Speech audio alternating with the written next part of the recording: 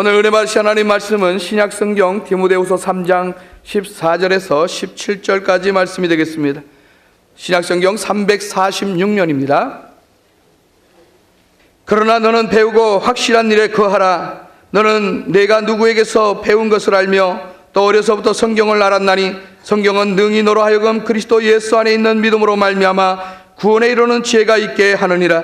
모든 성경은 하나님의 감동으로 된 것으로 교훈과 책망과 바르게 함과 의로 교육하기에 유익하니 이는 하나님의 사람으로 온전하게 하며 모든 선한 일을 행할 능력을 갖추게 하려 함이라. 아멘. 이 시간에는 시온성가대 오케스트라가 하나님께 찬양으로 영광 돌리겠습니다.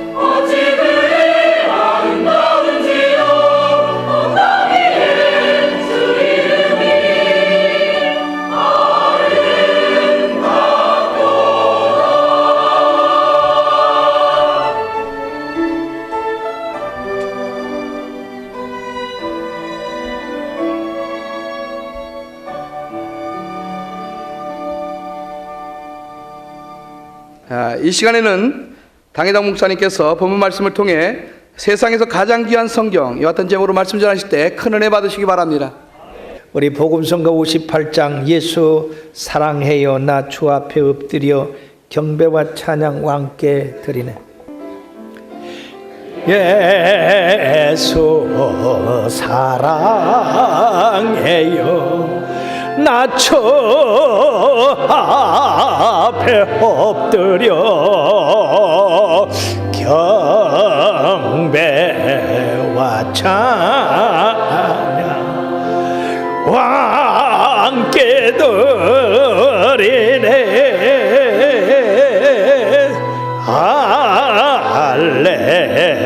할렐루야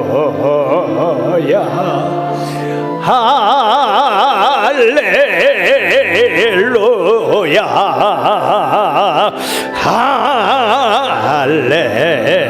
할렐루야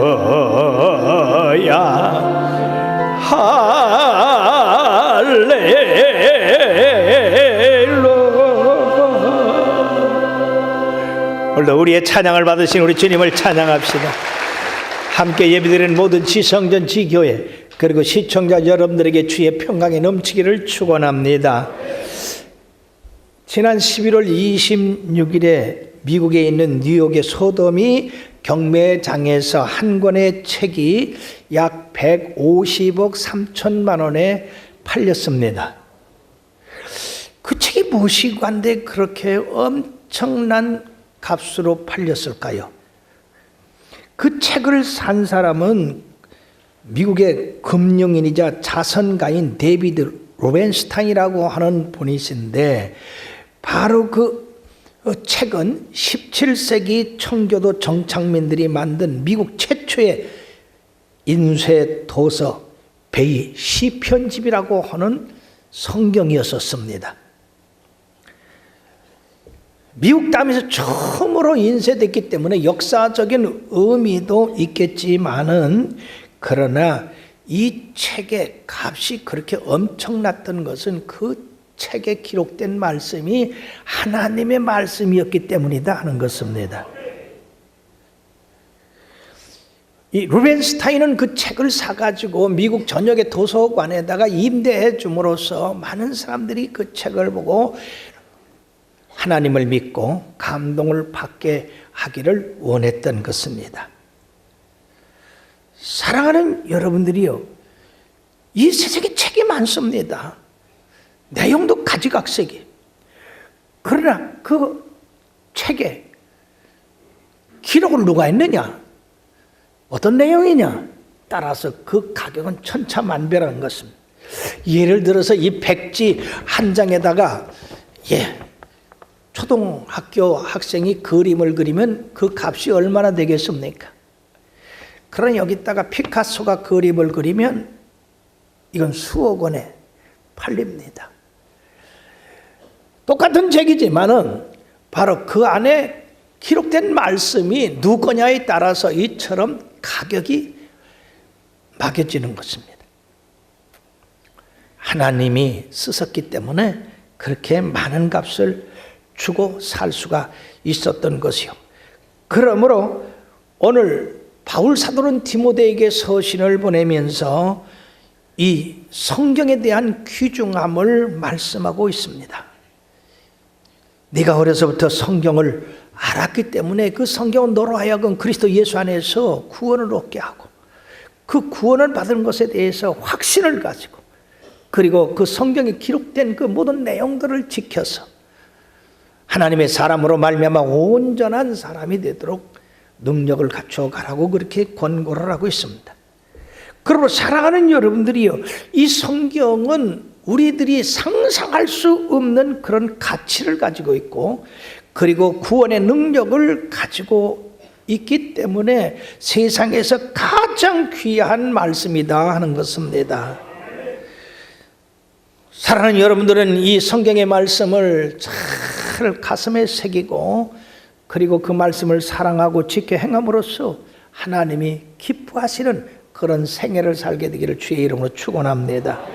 자, 첫 번째 우리가 생각할 것은 모든 성경은 하나님의 감동으로 쓰여진 것이다 라고 말씀했습니다. 다시 말씀드리면 성경이 기록된 말씀은 하나님께서 이 기록자들에게 말씀을 넣어주므로 그들이 그 말씀대로 기록해서 이 세상에 내놓은 것이 바로 성경이다. 그러므로 이 성경은 바로 하나님의 말씀이라는 사실입니다. 성경에 보면 하나님이 가라사대, 하나님이 말씀하시기를, 여호와께서 말씀하시기를, 그 말씀이 3,800회나 나와 있습니다. 그렇다고 볼 때 창세기부터 계시록까지 이 말씀은 온전히 하나님의 말씀으로 가득 찼다 하는 것입니다. 구약이 39권에 신약이 27권, 통합 66권의 말씀인데 이 66권의 말씀을 1600년에 걸쳐서 약 40인의 성경 기록자들을 통해서 이 성경이 이루어진 것입니다. 그럼에도 불구하고 이런 오랜 세월 동안에 각양각색의 사람들이 이 성경을 기록했습니다만 이 성경상에 나와 있는 내용은 이거는 일치하고 있어요. 통일되어 있어요.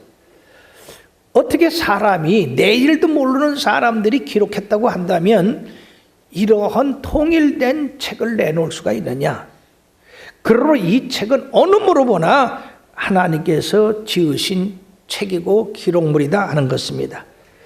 예수님께서도 마태복음 24장 35절에 뭐라고 말씀하셨느냐? 천지는 없어지겠으나 내 말씀은 없어지지 아니하리라고 그렇게 말씀했고, 그리고 요한복음 10장 35절에는 성경은 폐할 수가 없다고 했습니다. 주님은 이 성경을 더 완전하게 하기 위해서 이 세상에 오셨다고 했습니다. 그러므로 성경은 하나님의 말씀이기 때문에 어느 누구도 이 성경을 없앨 수가 없습니다. 성경을 없애려고 하는 그런 시도가 역사상에서 엄청나게 많았고 엄청난 고난을 당한 말씀입니다. 특히 로마 시대 AD 303년에 로마 황제 디오크레티안이라고 하는 사람은 성경을 전부 불태우라 그래가지고 모든 성경이 다 불탔습니다. 그래서 그는 이 세상에서 이제 성경은 없다라고 했지만은 그로부터 10년 후에 AD 313년에 콘스탄틴 황제가 로마를 통일하고 그리고 로마의 기독교를 선포했던 겁니다. 그러면 하나님께서 이 성경을 기록하게 하신 이유는 무엇인가? 만약에 이 성경이 없다고 한다면 이 세상은 어떻게 달라질 것인가? 그것은 바로 성경이 없다 한다면 하나님이 이 세상을 창조하셨다고 하는 것을 우리가 알지 못했을 것이다 하는 것입니다. 우리 인간이 성경이 없으면 하나님을 알지를 못해. 하나님은 창조자고 하나님의 성품은 거룩하고 그리고 그 성격은 사랑이 풍부하시고 그리고 능력이 많으시고 우리에게 교훈하시는 그런 하나님이라는 걸 어떻게 알 수 있습니까? 뿐만 아니라 죄가 무엇인지 알지를 못했을 것이다 하는 것입니다. 그러나 하나님은 율법을 주셔가지고 죄가 이런 것이라고 지정을 했기 때문에 우리 인간들이 그게 죄인 줄 압니다. 그 죄만 가르쳐준 것이 아니라 참된 진리, 그것이 무엇인가도 가르쳐주고 계십니다. 죄진 인간이 어떻게 그 죄를 사함받으며 하나님 앞에 가까이 갈 수 있는가? 우리 하나님께서 제사법을 통해서 속죄함을 통해서 또한 예수 그리스도의 십자가의 보혈을 통해서 우리가 죄 사함받고 하나님 앞에 가까이 갈 수 있는 그런 길을 열어주셨다고 하는 것을 성경을 통해서만이 알 수가 있는 것이다 하는 것입니다. 그러므로 우리가 예수 그리스도만을 통해서 하나님과 화목할 수 있고 그 하나님과 교제할 수 있고 하나님과 친교를 나눌 수 있다고 하는 그런 놀라운 은혜를 알 수가 있다. 뿐만 아니라 우리 인생이 여기서 죽고 끝나는 것이 아니라 영생에 이룰 수 있는 길을 성경을 통해서 우리가 알 수 있다고 하는 것입니다. 나는 길이요 진리요 생명이니 나로 말미암지 않고는 아버지 나라에 들어갈 자가 없다. 오직 예수 그리스도만을 통해서 우리가 영생에 들어간다고 하는 것, 이것이 바로 성경에 기록된 말씀이다 하는 것입니다. 그러므로 성경은 전적으로 하나님을 계시할 뿐 아니라 인간으로 하여금 하나님을 알게 하고 그 하나님의 사랑으로 우리들이 죄사함 받고 구원 받아서 그 하나님과 교제할 뿐 아니라 영생에 들어간다고 하는 것을 기록한 말씀이기 때문에 이 성경이 대단히 유용하고 가치 있는 생명의 말씀이다. 그 말씀입니다. 자, 우리가 두 번째 생각할 것은 성경에는 다른 책이 따라올 수 없는 독특성을 가지고 있다 하는 것입니다. 다른 어떤 서적보다도 이 성경은 다릅니다. 그 다른 것이 너무 많지만은 첫째, 이 성경에 기록된 사실들은 과학적으로 정확하게 일치한다고 하는 것입니다. 하나님이 세상을 창조하셨습니다. 말씀으로 창조하셨습니다.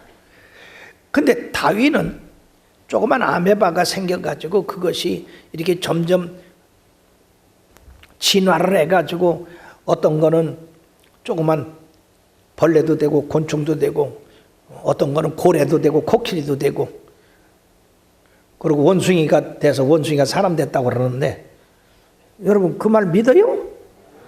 어림도 없는 소리하고 앉았어요. 하나님이 태초에 천지를 창조하시니라. 뭘로 창조했습니까? 말씀으로 창조했습니다. 그렇습니다. 이 세상은 그냥 하나님의 말씀으로 한꺼번에 된 겁니다. 달에 간 우주인들이 그 돌을 채취해 왔는데 달에 있는 그 암석이나 지구에 있는 암석의 그 생성 연도가 비슷하다고 하는 것입니다. 여러분, 달걀이 먼저요? 닭이 먼저요? 닭이 먼저예요? 예, 그래요. 닭이 먼저예요. 하나님이 달걀을 창조해서 그것이 부화해가지고 병아리가 되고 그것이 닭이 되도록 한 게 아니라 하나님이 창조하실 때 그냥 닭으로 만드셔서 그 닭이 안락해가지고 번식하게 하신 것이다. 우리 사람을 조그만 아메바로 만들어가지고 이게 점점 발전돼가지고 이게 사람 된 게 아니고 하나님은 성년을 만드셔서 그 성년으로 생육하고 번성하게 하신 것이에요. 연구하면 연구할수록 하나님의 말씀은 과학적으로 증명이 되고 있습니다. 뿐만 아니라 인간에게 주어진 생명과 죽음도 마찬가지예요. 창세기 3장 19절의 말씀에 보면 네가 흙으로 들어갈 때까지 얼굴에 땀을 흘려야 먹을 것을 먹으리니 네가 그것에서 취함을 입었음이라. 너는 흙이니 흙으로 돌아갈 것이니라. 이 세상에서 흙으로 돌아가지 않는 사람들이 있습니까? 그리고 베드로전서 1장 24절 25절에는 그러므로 모든 육체는 풀과 같고 그 모든 영광은 풀의 꽃과 같으니 풀은 마르고 꽃은 떨어지되 오직 주의 말씀은 세세토록 있도다 하였으니 너에게 전한 복음이 곧 이 말씀이니라. 이 세상에서 많은 인간들이 났다 세상을 떠났지만은 하나님의 말씀은 계속 흐르고 있습니다. 또 삶의 방법에서도 마찬가지예요. 삶의 방법에서도 데살로니가전서 5장 16절에서 18절까지 뭐라고 했습니까? 항상 기뻐하라, 쉬지 말고 기도하라, 범사에 감사하라. 이것이 그리스도 예수 안에서 너희를 향하신 하나님의 뜻이니라고 했는데 우리들이 이처럼 기뻐하며 감사하며 기도하고 살 때 우리의 삶에 활력이 넘치고 어떤 어려움과 역경도 이길 수 있는 그런 힘이 솟습니다. 그럼 우리가 기쁘게 살아야 되는 거예요. 잠언서 17장 22절에는 마음의 즐거움은 양약이라도 심령의 근심은 뼈를 마르게 하느니라. 이게 과학적으로 증거되지 않습니까? 마음을 기쁘게 하면요, 우리 속에서 에너지가 나오고 좋은 것이 솟아나서 병을 이길 수 있지만, 근심하고 걱정하면 당장의 불면증, 위장병, 고혈압, 그런 병이 옵니다. 그리고 바울 사도는 로마서 11장 33절에 뭐라고 했느냐? 깊도다 하나님의 지혜와 지식의 풍성함이요, 그의 판단은 헤아리지 못할 것이며 그의 길은 찾지 못할 것이라고 그렇게 감탄을 했습니다. 그렇습니다. 어느 인간도 과학적으로 하나님의 그 놀라운 섭리, 창조를 다 말할 수가 없는 겁니다. 이것은 받아들이는 수밖에 없어요. 그냥 믿는 수밖에 없습니다. 뿐만 아니라 성경에 있는 예언이 그대로 적중되었다는 것입니다. 성경에는 창세기부터 많은 예언들이 기록되어 있습니다. 그 기록들이 수년 또는 수백 년 후에 일어날 예언인데, 그것이 그 시기가 되면 정확하게 실행됐다고 하는 것입니다.